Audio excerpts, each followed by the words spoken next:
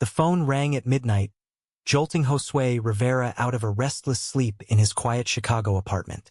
"Mr. Rivera, this is Detective Harlan from the LAPD Cold Case Unit. We're reopening the investigation into the incident involving Isaiah Thompson from 10 years ago. The evidence now shows it was a hate crime, and your name is being cleared. Your honor is finally being restored," the detective said, his voice steady but loaded with the weight of years.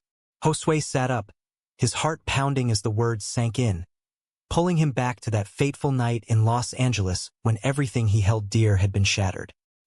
He had been 25 then, a promising young accountant fresh out of UCLA, and Isaiah Thompson, the charismatic art major with the warm smile and deep brown eyes, had been the love he never dared to name out loud. Their relationship had started innocently enough in a campus study group, two young American men from different worlds, Josue from a strict Latino family in the suburbs, Isaiah from a proud African-American household in the city, bonding over late-night coffee and shared dreams of a future where they could be themselves. But in the conservative circles they navigated, love between men was a secret whispered in shadowed dorm rooms and hidden parks, never to be spoken in the light of day. At first it felt like the most natural thing in the world. Josue remembered the afternoon they skipped class to walk along Venice Beach, the sun warm on their skin, Isaiah laughing at his terrible attempts to skateboard. "You're going to break something, man?" Isaiah had teased, grabbing his hand for just a second before letting go when a group of joggers passed. That brief touch had sent electricity through Josue, the kind that made him question every rule his parents had drilled into him about what a man should be. Weeks turned into months of stolen moments. Study sessions that ended in quiet kisses. Weekends driving up the coast where no one knew them. Isaiah's laugh became Josue's favorite sound, his steady presence the anchor in a life filled with the pressure to succeed, to marry a nice girl, to make his immigrant parents proud. Yet every time Josue imagined telling his family the truth, fear choked him. His father's disappointed stare, his mother's tears about grandkids and church gossip, they felt heavier than any secret. Isaiah understood. His own parents had made it clear that success meant fitting the image of a strong black man who would carry the family name forward, not risk everything for love that society still punished. They argued about it the night everything changed. It was a humid Friday in the park near campus, the kind of place they thought was safe. Isaiah had pushed again, voice low but urgent. "We can't keep hiding forever, Josue. I'm tired of pretending you're just my roommate when my heart knows different." Josue had snapped back, fear making his words sharp. "You think it's easy for me? My family would disown me. Yours would too. We have plans, careers. We lose everything if we come out now." The fight escalated, voices rising just enough that a group of guys hanging out nearby heard. What started as taunts turned violent fast. One of them shoved Isaiah, calling them names that still burned in Josue's memory. He stepped in to protect the man he loved, fists flying in the dark. In the chaos, one attacker stumbled back, hit his head on a concrete bench, and never got up. Sirens wailed minutes later. When the police arrived, Isaiah's family had already been called by a so-called friend who saw the whole thing.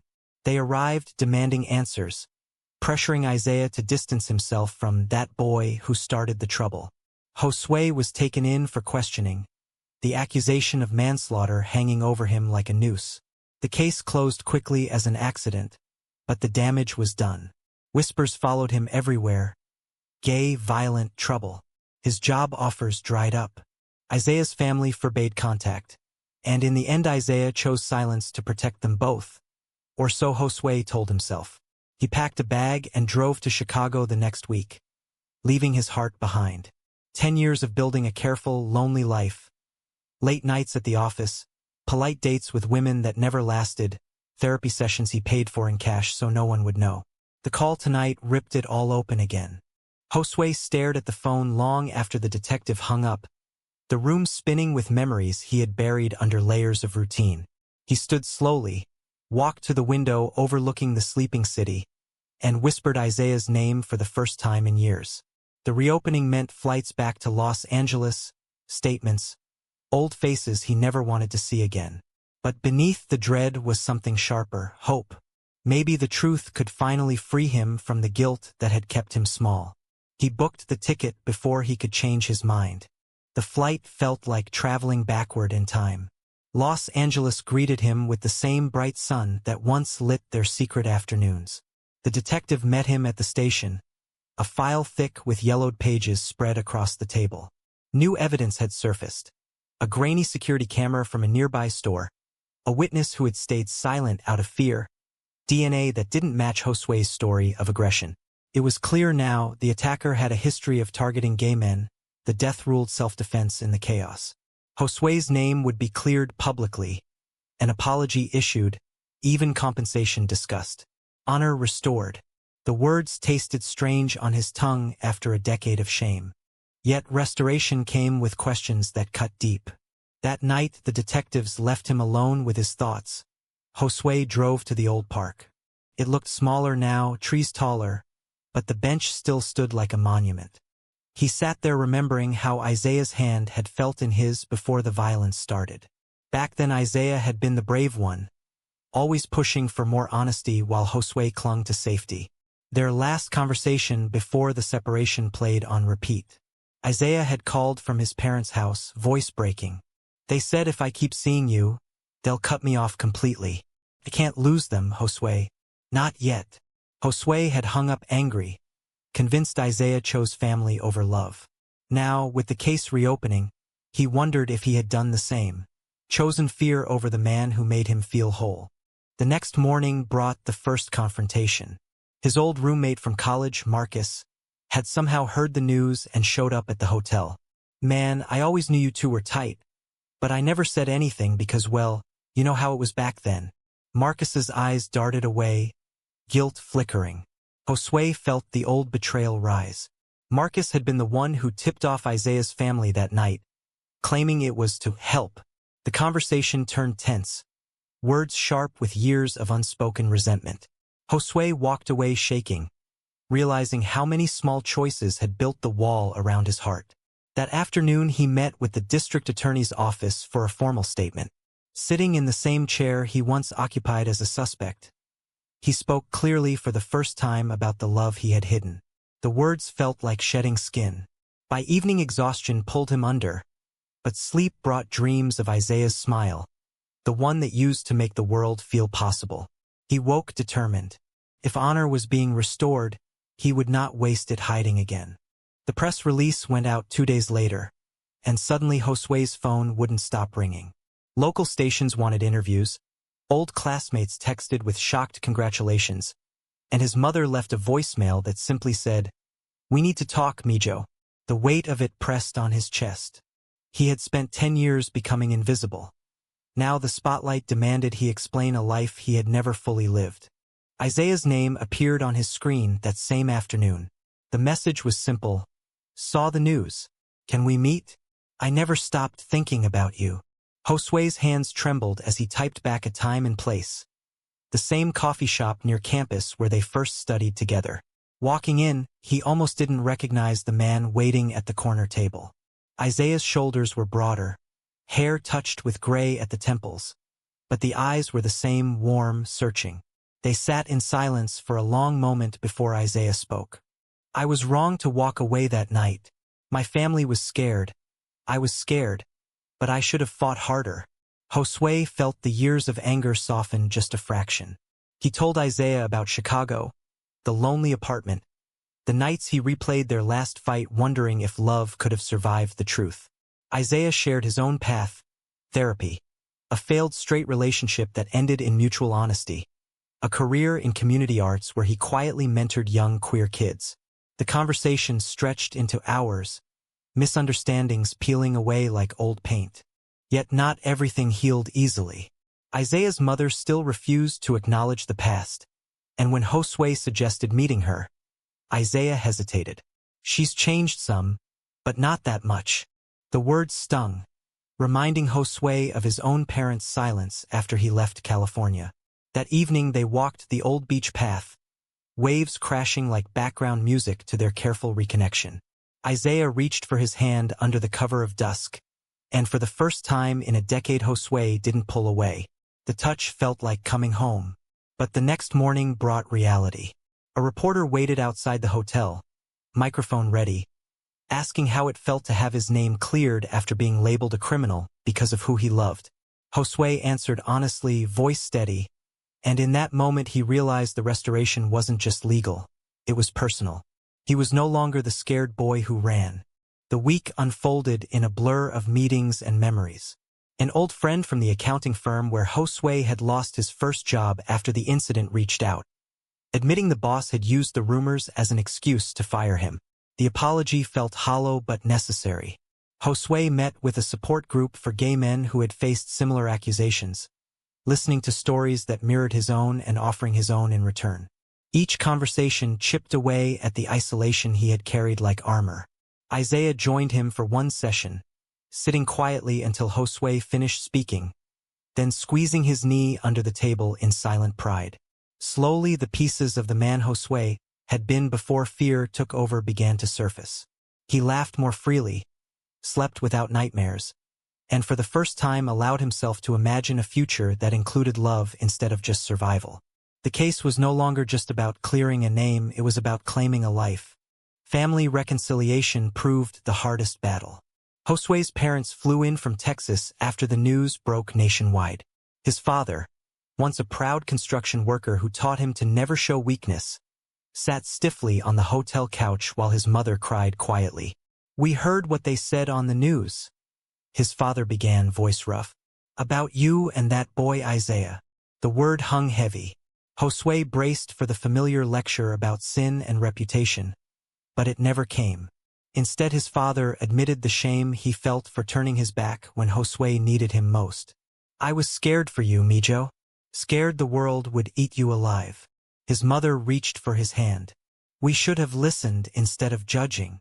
The conversation stretched late into the night, tears mixing with awkward hugs and promises to try. It wasn't perfect, old habits lingered, but it was a beginning. Isaiah's family proved more complicated.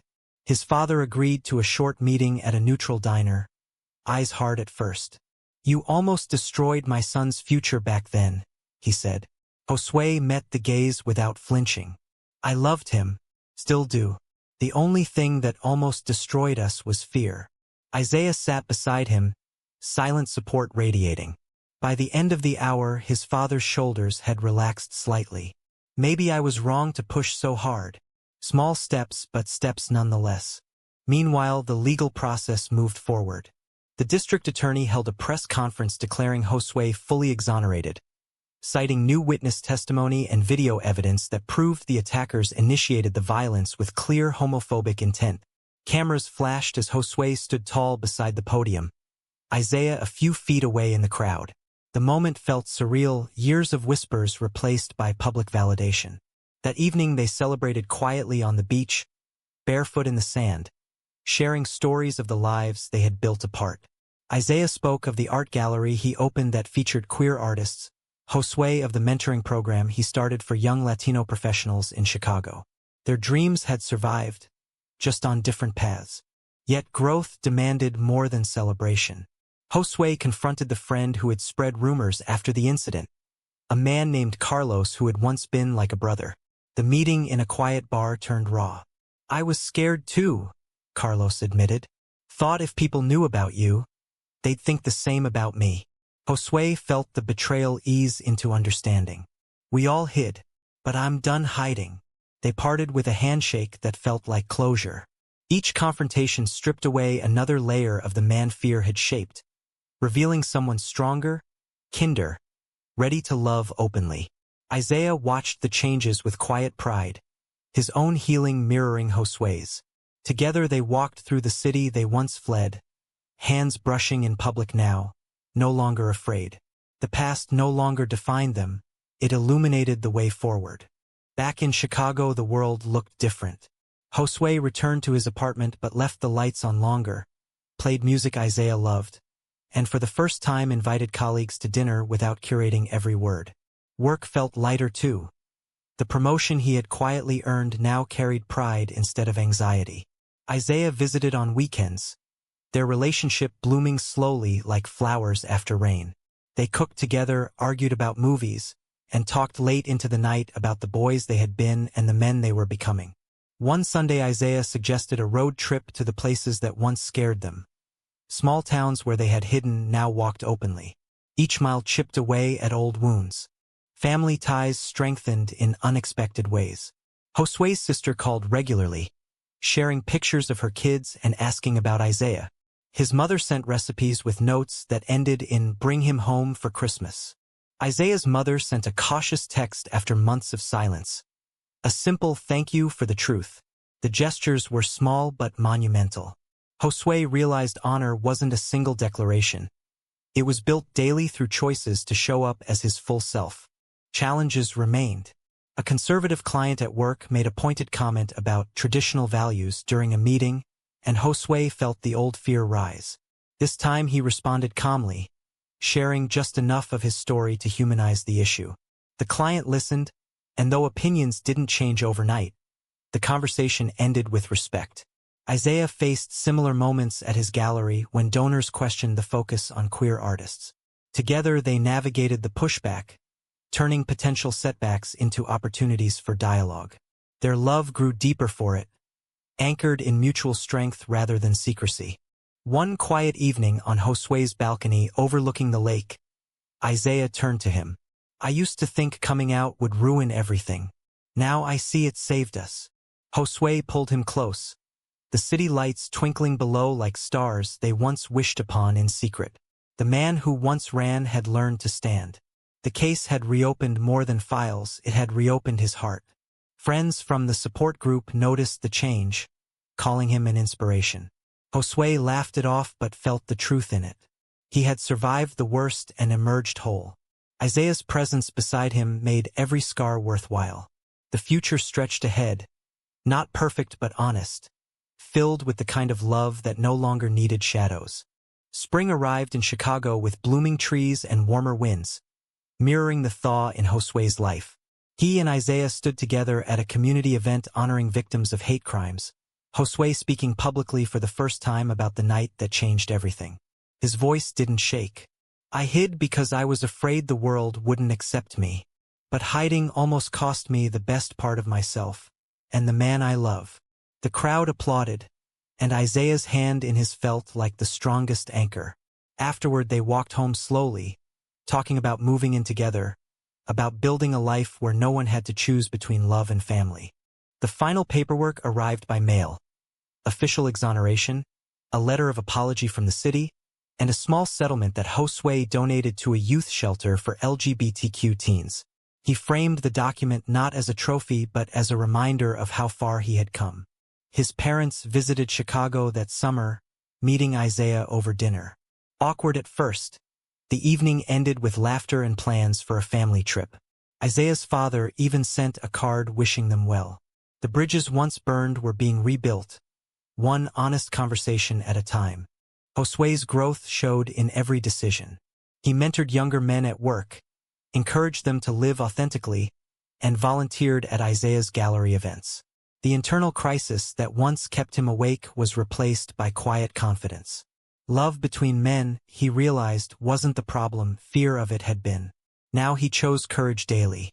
Isaiah thrived too, his art reflecting their shared journey, pieces that spoke of resilience and second chances. Together they created a home filled with light, where secrets had no place. Looking back at the midnight call that started it all, Josue understood the true restoration wasn't just legal. It was emotional, relational, spiritual. He had reclaimed his story.